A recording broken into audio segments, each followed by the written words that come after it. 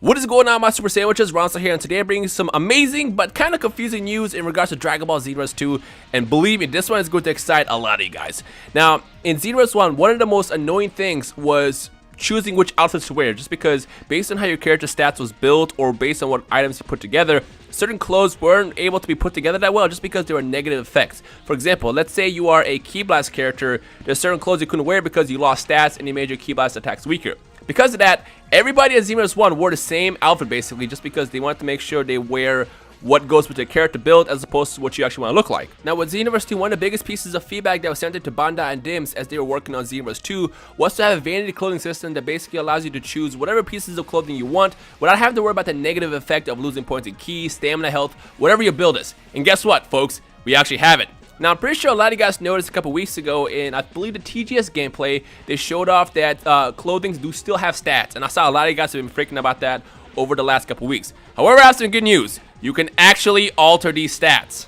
Now, I'm still slightly confused how this actually works, but from my understanding, whatever outfit you want, you can basically take it to Bulma, and she can alter your stats in a certain way that basically allows you to choose how you want your stats to work. You can either have no stats or different stats, improved stats. I don't really know what that exactly means just because I have not been able to test it out yet, but I'm pretty sure Bandai will post something very, very soon that explains how QQ Bang actually works. It's even funnier because originally I thought QQ Bang was actually the vehicle you get to equip, because you guys already know in Xenoverse 2, you can use a special hoverboard to get around Toki City, or excuse me, Kantan City, as well as if you pre-order the game, you can use a Tau Papai log. So I assumed that the QQ Bang spot was vehicles for some reason, because initially there was a leak that was released a long time ago where somebody translated QQ Bang as a vehicle slot. So I don't know if they were assuming that's what that was or what the deal was, but QQ Bang actually is basically a vanity clothing system where you can equip whatever clothes you want, and then you go to Bulma, and then you kind of alter the stats to kind of go along with your character. Now, again, I don't really know if you can completely turn the stats off or how it works, but this is all I have on the screen right now